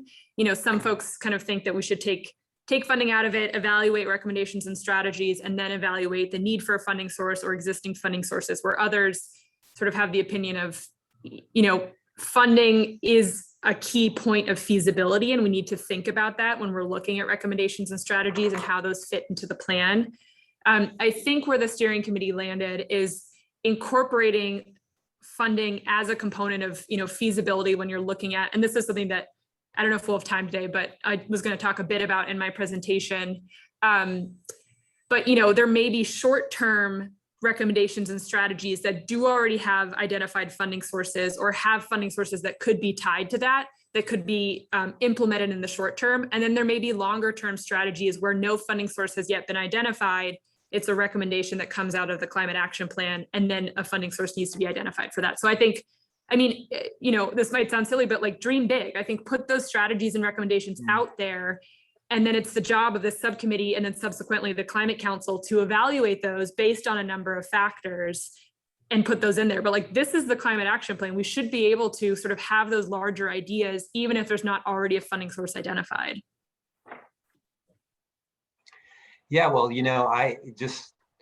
first of all, I want to answer Dave's question about strategic abandonment, and that certainly is an option, and that's one of the X's. But, I guess what I'm hearing, it probably is worthwhile to be more specific about some strategies like strategic abandonment. I think every community should have a capital program, and in that capital program, there should be identification of the infrastructure that, is vulnerable, and at least it's on the radar and it gets built into their, when they can fund it, and they can go after grants and everything else like that. So some of those bigger, those are still kind of broad strategies, but which seem sort of in line with on the utility side, what we just saw, those sorts of ideas. I can certainly do some more thinking from that perspective.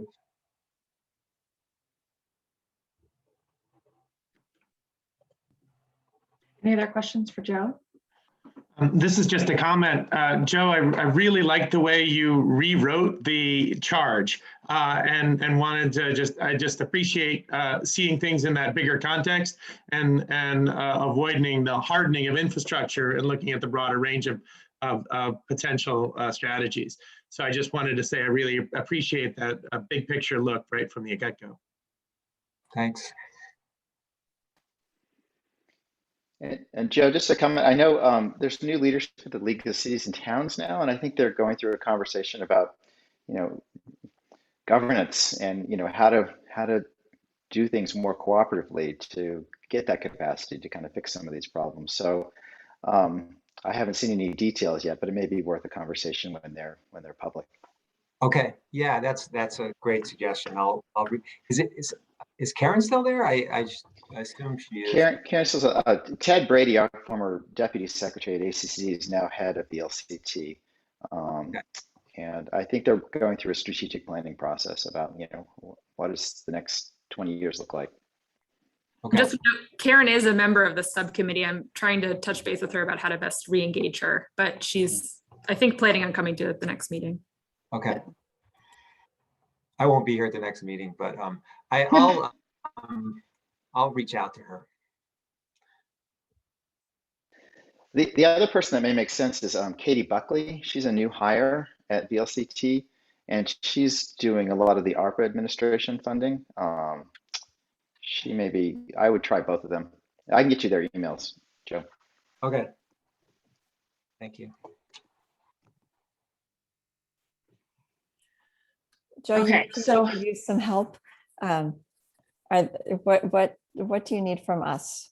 Well, I guess, I like I said, it's just right now it's just a committee of me.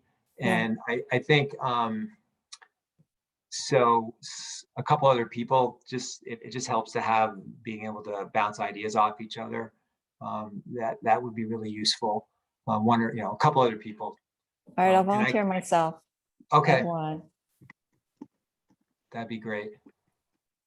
And Joe, I always like spending time with you, so. Hey, Ben and or Stephanie, would you guys also be able to join Joe in bringing some of the recommendations from the hazard mitigation plan as it relates to transportation? Yep. Thank you. And then all other members of the committee, if you have a chance, Marion did note that all this stuff will be posted under supporting documents. If you have an opportunity to look at it, reflect on it, and send in comments Joe's way, please do so. I really like how you framed it. It makes it easier to think about such a big question. Okay, well, I'll be in touch with you guys to set something up. It'll be the week after next, just so we can get together and then we can talk through this a little bit more and see what we come up with. Great, thank you. Okay, so let's move on to Marion and your presentation on subcommittee strategy PowerPoint, as well as an overview of settling the climate action plan. Great. Let me share my screen here.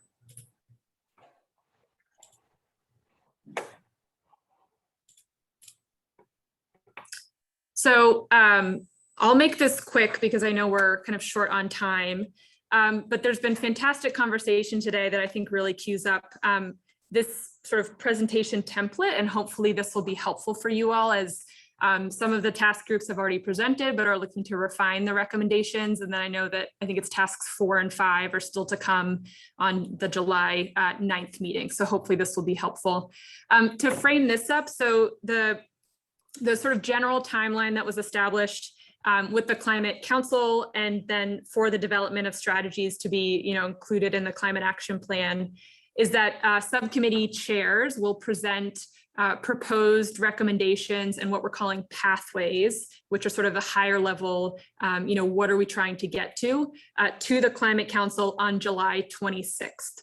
And the intent is to have all of the subcommittee members, subcommittee co-chairs present using a similar PowerPoint framework, because this PowerPoint framework will be used to actually build public engagement.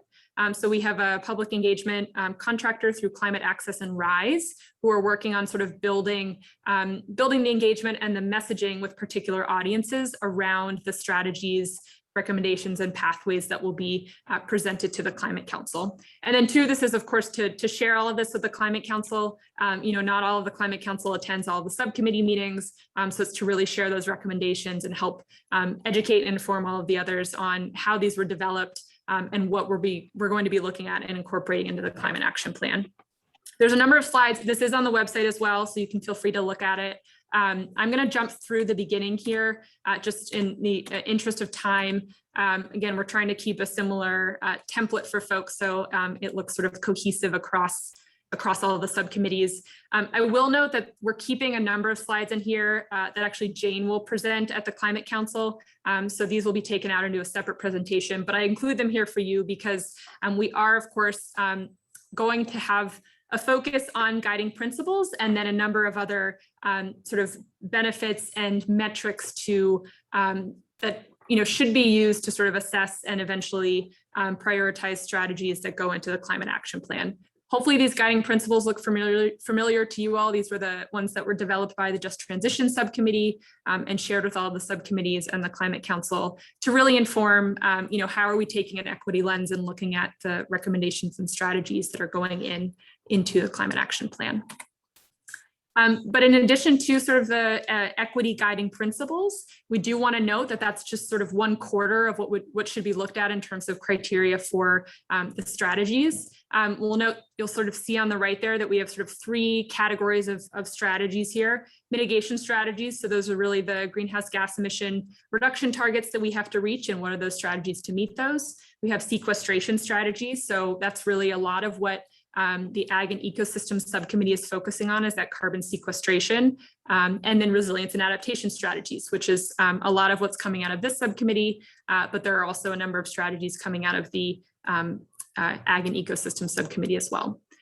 But as I said, so justice and equity is sort of one lens to look through strategies, but there are 3 others, so co-benefits.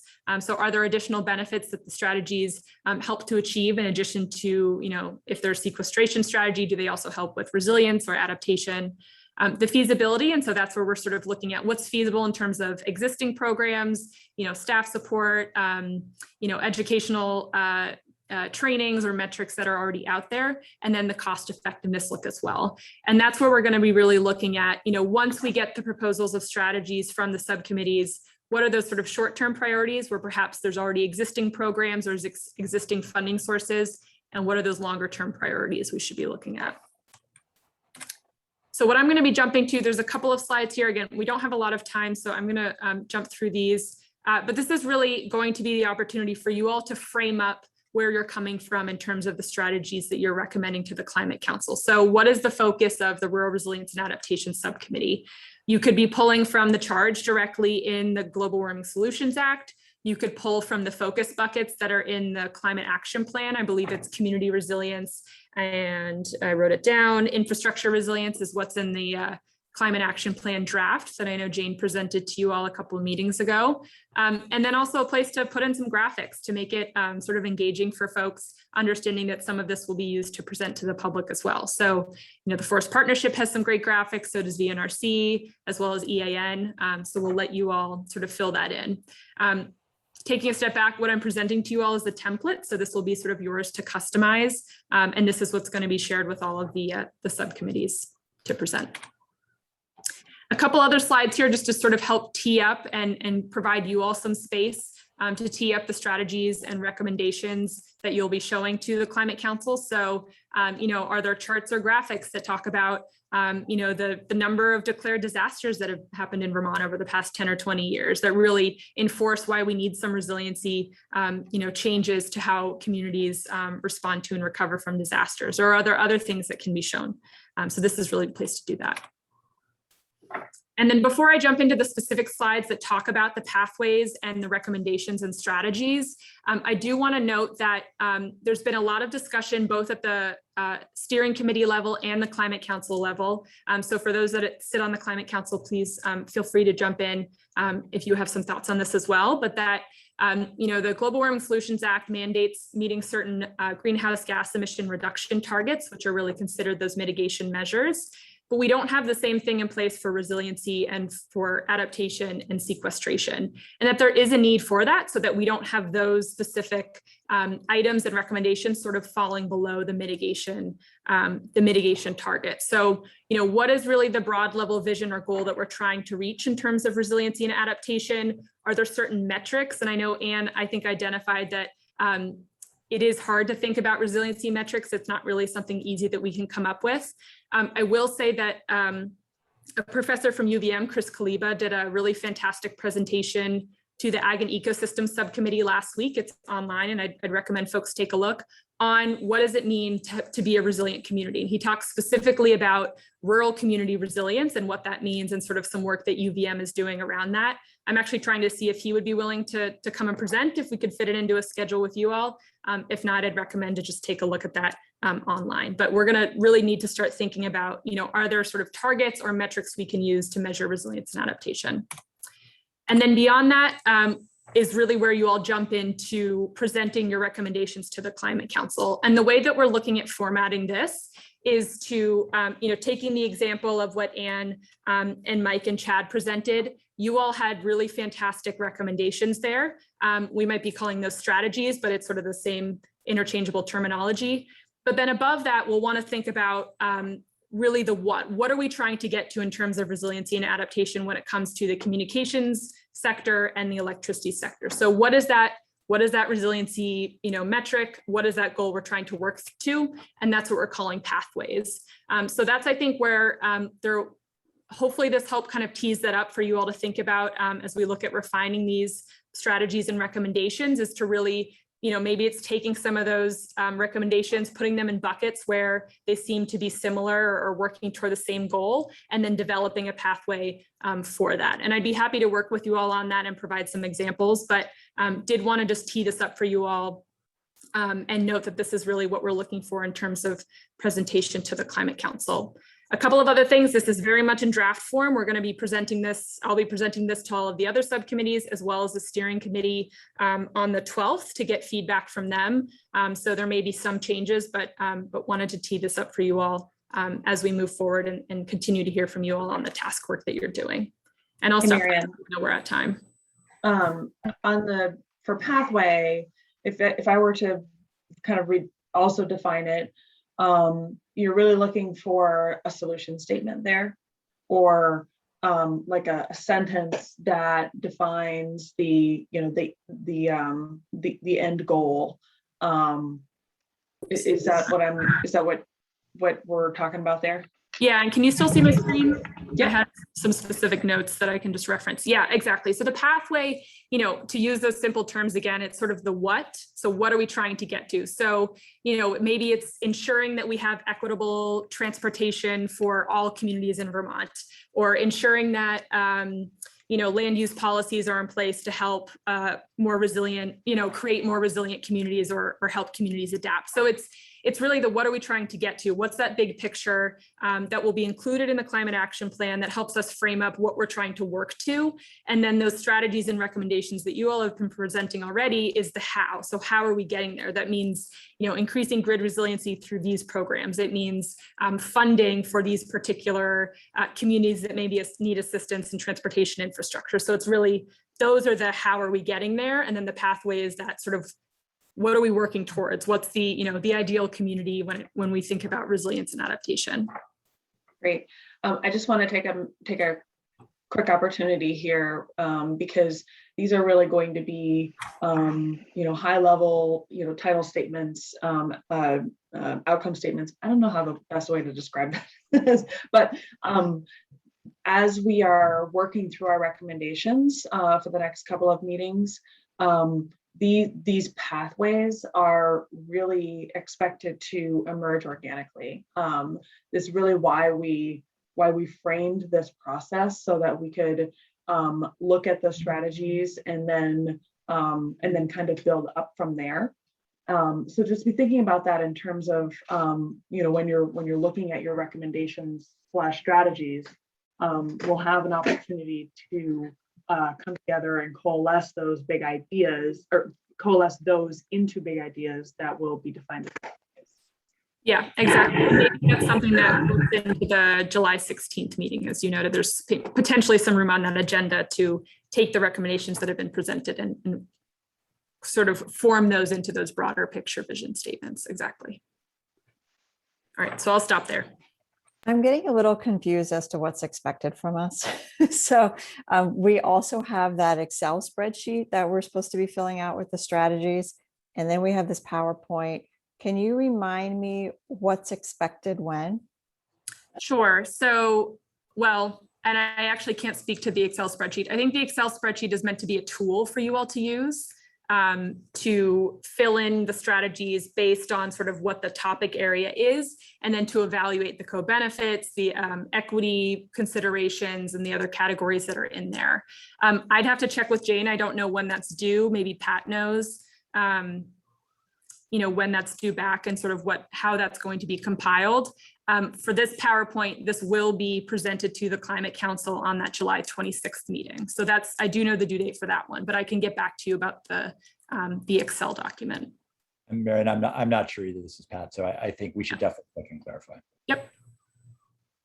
I think so. Yeah, because we really got to give some solid guidance to our folks here as they're developing the recommendation in the next couple of weeks. If we're only going to use that as a tool, then they may use that as a thought provoker versus really trying to put all of the data into it. And then we can have them focus on framing their recommendations in the way that they are presented in the PowerPoint, knowing that we're going to need to continue to develop them out more with the detail that is in the spreadsheet, because when we go through the engagement process, we're going to get asked a lot of questions about what those mean, and we're going to want to be able to talk about those. Yeah, exactly. And I think so. Again, I'll check back. Again, Jane's on vacation without much cell service, but I'll see if I can find some more information about that Excel document. I will say, I think part of the intent of having that all in one place is exactly what you said, Erica, for public record, so that when the public comes and says, great, you're recommending this strategy, did you consider this? Did you consider this equity principle? That we have something to reference to be able to show sort of that work and that process. If that means that each task group takes a different approach and we just ensure that it's all kind of living in one place, that's okay too. But that might be sort of why that Excel document was created in the first place. Yeah, and it's also time frame. We have the 23rd, the meeting on the 23rd, and then when do we need to have a bit more data? We want to be sure that we're in sync with where you guys are going, especially with the engagement process, and that we're not surprising our folks here. Yeah, and I did in that PowerPoint, we have sort of a timeline. I skipped over it, but I'm happy to talk about that at the next meeting or send an email about that if that'd be helpful. Great. So, quick question, and it's probably my ignorance. Is there an overall vision that are going to bridge these pathways? Is that? So that's something we're looking at currently. I think we're just starting to hear from the subcommittees what those recommendations are and what their pathways are. And I think, Pat can maybe fill in. We had some conversation earlier today about broader vision statements around, policies and recommendations to help communities, to help natural systems, and to help, everybody engage in the public process of this or something like that. So I think that's going to be something that develops as these recommendations come out of the task groups and the pathways come out is how do we form that into the sort of broad framework that exists roughly in the climate action plan draft. So good question, Chris. And I think Catherine said, I think as you're building this up really nicely with a lot of detail from the ground up, and as that happens, you're going to begin to think about kind of those connectors and those broad pathways that maybe then you can ultimately be the umbrella in which you then describe things in detail. So I know it's kind of hard to see now, but I think it's emerging, and all the groups are kind of struggling with this too, to get the right pathway. So I think keep at it. Maybe on the 16th, we can begin to see if we can gel some of those.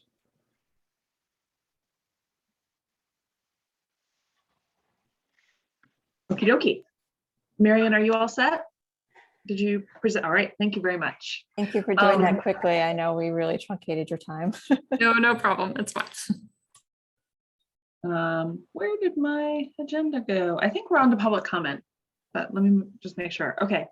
Let's have a little bit of time for public comment for anybody that would like to chime in. Ian, go ahead.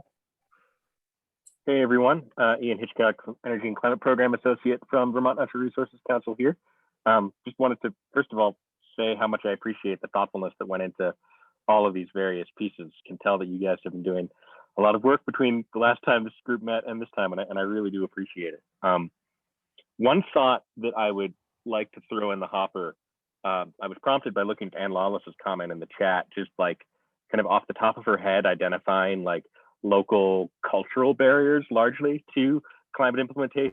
And I feel like that is a very, very important piece of the feasibility aspect of making any of these kinds of changes, particularly in a rural context.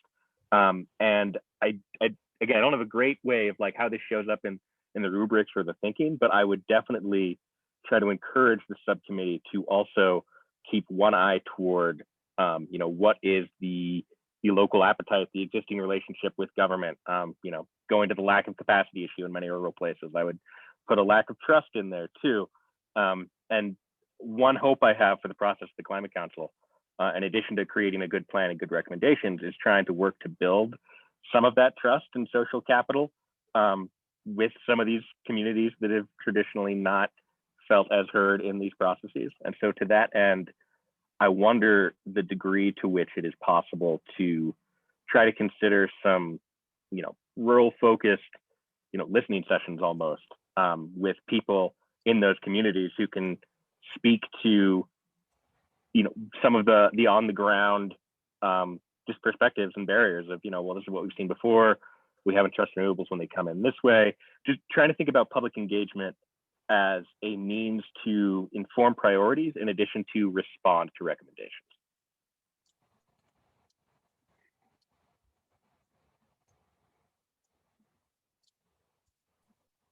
Thank you, Ian, for reminding us of the importance of that. And Mary, can you make sure that that comment is fed up to our public engagement folks? Absolutely. Awesome. Thank you.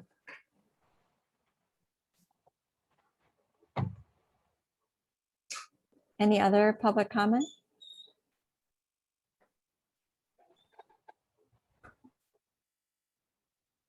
All right. So saw it in the chat, a lot of folks in and out over the next few weeks. So I think it's going to be super important that we're all really good about sharing any materials we have in advance, even if it's right before the meeting, as soon as you have it. I know sometimes we're all working on just-in-time delivery for our work.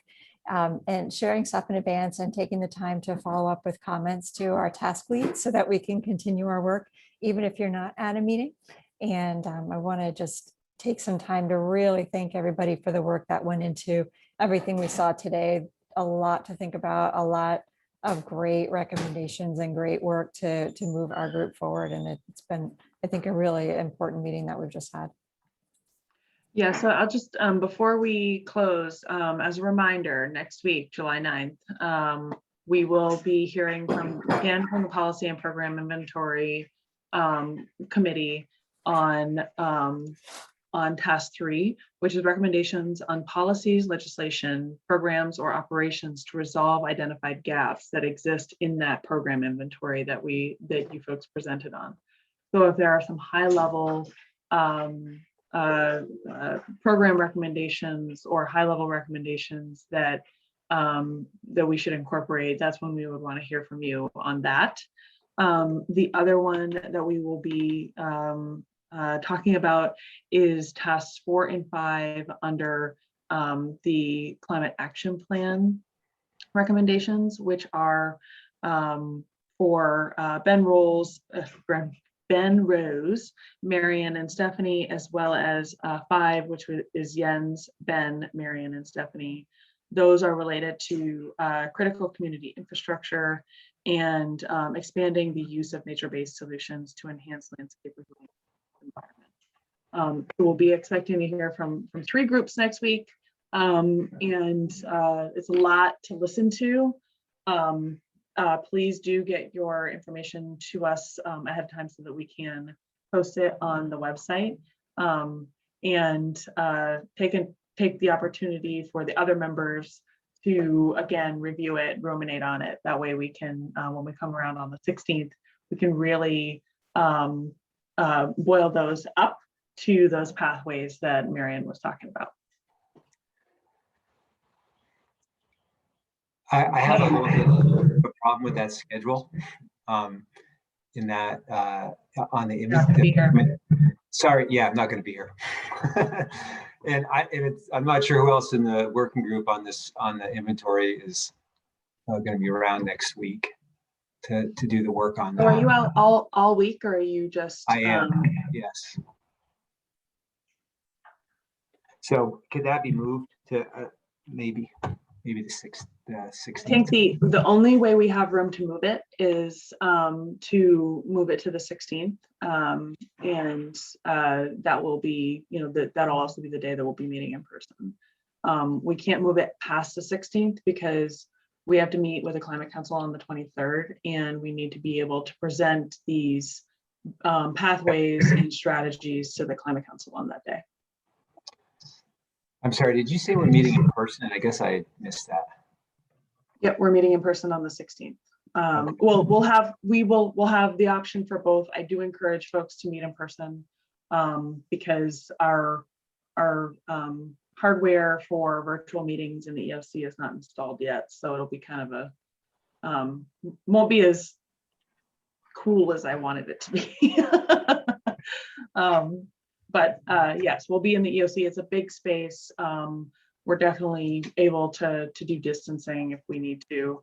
And we've got lots of wall space if we want to do some writing and stuff like that. Any further questions? Okay, well, have a wonderful Independence Day, and hopefully the rain clears out, because I know we need rain, but not on Independence Day. Okay, thanks everybody. Thank you, everyone. So long, everybody.